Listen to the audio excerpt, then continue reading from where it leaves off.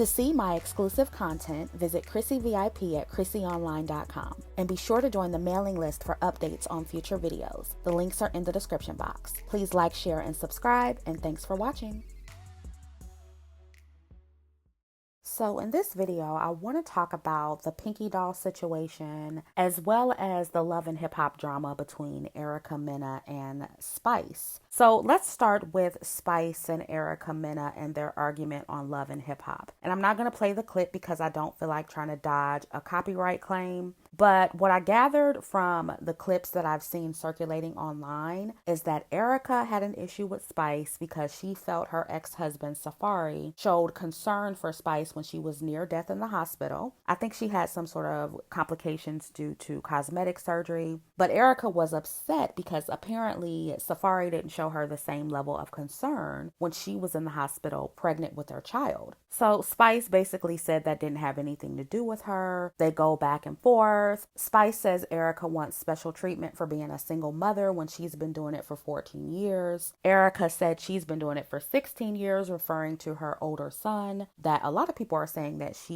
either doesn't have custody of or doesn't take care of. Spice said something about how her son doesn't like her, and Erica pretty much lost it. She flipped the table over, called Spice a monkey, told her she should have died while she was in the hospital. So there are a few things I want to say about this. The first thing is, I will be honest with you, I do not watch Love and Hip Hop. I don't like the show. I'm pretty sure I'm missing a lot of details. Erica is racist. She's colorist. She clearly does not like black women. She's proven that time and time again, despite having children with a black man. But of course, that is not a surprise. She is one of the many mixed race women who feel that way. And when it comes to the argument, I see a lot of black women saying, oh, well, Spice brought up her kid, and when you bring up somebody's child, all bets are off, anything goes. And I do agree that Spice was wrong for bringing up her child, but let me ask y'all something.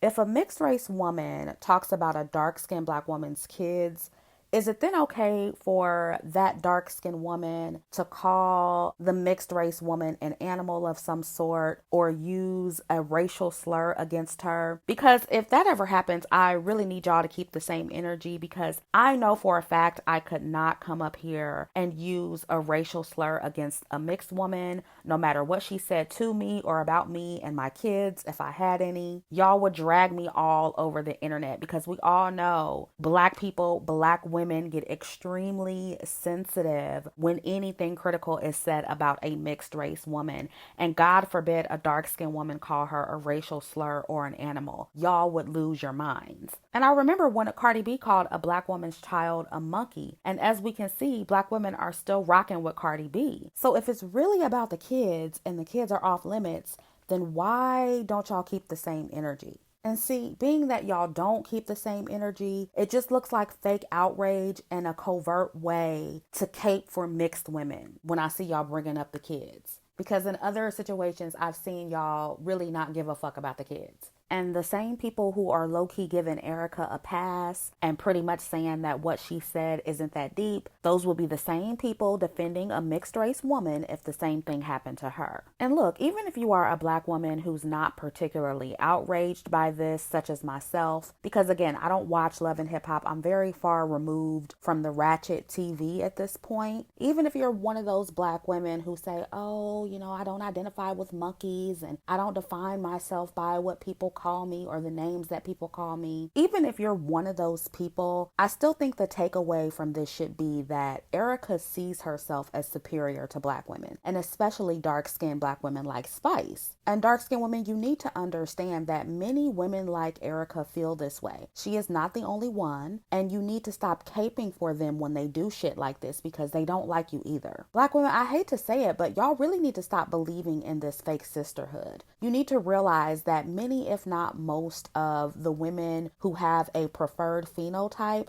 they think they're better than you because black men in society in general told them so. And you need to understand that as long as that keeps happening, a divide will exist. Doesn't matter how much we ignore colorism or shut up about colorism. None of us talking about colorism created the divide. It was already there, and it's always going to be there, because most women who feel like they have a leg up over dark-skinned women because of how they look, they aren't going to attempt to dismantle dismantle colorism on your behalf. Not as a collective, they're not. It doesn't matter if they're getting the same shitty treatment from black men or worse. Doesn't matter if black men make them baby mamas or cheat on them or drag them through the mud. They are still going to think they're better than you. That's just how colorism works. So you need to accept that and move accordingly. Just like a lot of us in these conversations have accepted that most black men are colorist, so we're moving on and leaving them behind. You need to understand that you're going to have to do the same thing to a lot of women, mixed race women, black women as well. You can't have it both ways. You can't be all kumbaya and support mixed race women who are erasing you in the media and support these ratchet reality TV shows that are almost always riddled with misogyny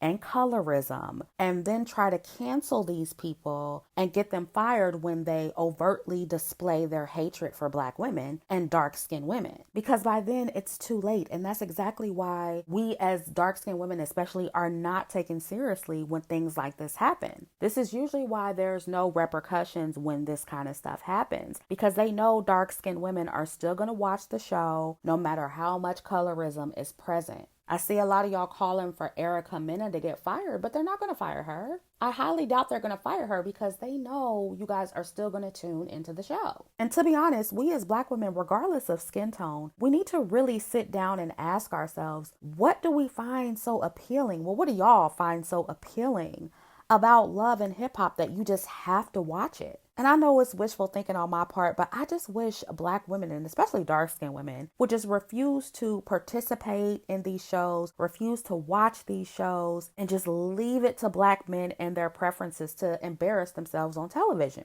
Do you know how much of an impact boycotting these shows would make? Y'all would shut that shit down overnight, literally. I don't think black women understand just how much we carry these TV shows. I don't think we understand just how much we keep racist and colorist people like Erica relevant. Y'all get so outraged about this stuff, and then someone like me comes along and says, hey, stop supporting colorist men and women. They don't like you. Put your image first. Stop keeping these people relevant. Then all of a sudden I'm divisive. I hate black men. I hate mixed race women. It's like black women don't want to do what it takes to stop these people from being so visible. But then you complain when they disrespect you and they undermine you. And I don't want to make it seem like I'm blaming dark-skinned women or black women for colorism, because I'm not. But like I've said time and time again in several videos for several years now, it is partially our fault that these people have platforms because we keep supporting them with our viewership. And to me, the colorism conversation is becoming very circular. We help elevate colorist men and mixed race women. We get outraged when they do or say something colorist or when they take up too much space. We fake cancel them and then eventually start supporting them again. And then the cycle just repeats itself, but with new people. And I know that some of their visibility is out of our control, especially, with people who cross over and their audience is made up of different races of people. But without our initial viewership and support, without our dollars, most of these people wouldn't even be able to cross over. They wouldn't have had the opportunity to be seen to begin with. So I just think the collective, or at least a critical mass of black women, and especially dark-skinned black women, need to get serious and stop supporting anything or anybody that does not elevate your image. Y'all see how many white women and non-black people supported the Barbie movie versus how many of them supported the Little Mermaid?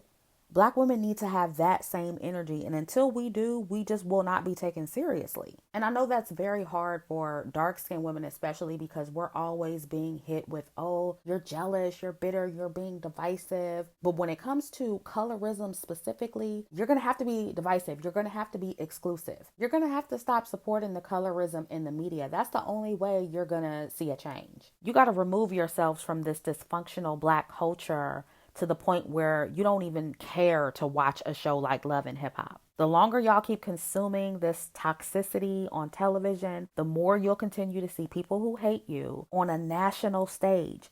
Black women, you are keeping these people relevant more than anyone. And of course, it's black men too, but we are supporting the black men who are bringing these women on. So we really need to withdraw all support. And if we're not willing to do that, then we just need to stop complaining. So now let's move on to Pinkydoll. Pinkydoll is a TikTok sensation that recently won a Streamy Award for her AI character impersonation. And when she showed up to the awards, she looked much darker than she looks on TikTok. And so the black side of the internet started accusing her of light skin fishing. And I see a lot of black women celebrating her for finessing the colorist and making her money the same way white women like the Kardashians have gotten popular and made money by mixed fishing or adopting the mixed race or blackish beauty aesthetic. So I think because white women have so often been able to do this, black women feel like Pinkydoll is getting revenge, being that the community she's getting money from is made up mostly of non-black people and maybe even some colorist black men as well. And I totally understand why black women are celebrating this because it is funny to see a black woman play that game and win at it. I don't think any black woman should be mad at her for getting her money when our aesthetic is constantly being appropriated by non-black women. Now, what I will say is this: black women,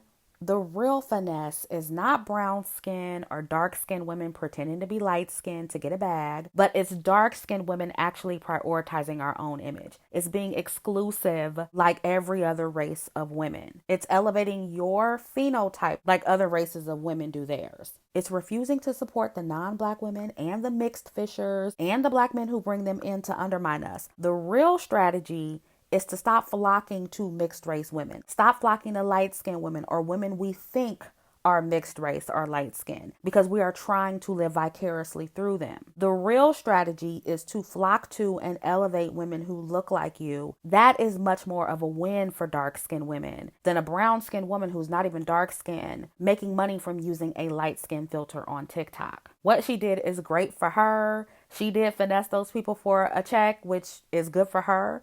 But it's not a sustainable strategy for the average black woman, especially the average black woman who is darker than her. And that shouldn't even be the goal because it's still in a way centering the light skin or mixed race phenotype instead of your own. It still elevates them in a way, if you know what I'm saying. And we all know that when or if a dark-skinned woman ever tries to take this to the extreme and starts looking like Little Kim because she was trying to quote-unquote finesse the colorist, then the same people are going to be outraged and you're going to be talking about how she don't love herself. And I know this is common sense for many of you listening, but there could be young girls watching and looking at the comments about this, talking about how this woman finessed the system by looking lighter, and they may run with that and try to bleach their skin or completely alter their appearance. So I just want black women and dark-skinned women especially to be mindful of that. In my opinion, there are no shortcuts to dark-skinned women getting to a place we want to be promotion-wise and representation-wise. We really have to get serious. We really have to do our part and stop elevating the Cardi B's, stop elevating the Erica Menas and other women who undermine us in the media. If not, we're just going to stay stagnant. We're going to keep having these circular conversations. We're going to keep outraging while little to no promotional progress is being made. We can't keep complaining about colorist black men and colorist non-black women overshadowing us while we're still putting them on or putting their phenotype on a pedestal or supporting the men who do. It's counterproductive. So that was just some food for thought. Hopefully this video gave you a different perspective on both of these situations. Let me know what you think down in the comments. Like, share, and subscribe. Check out chrissyonline.com for exclusive content, and I'll catch up with you in the next one.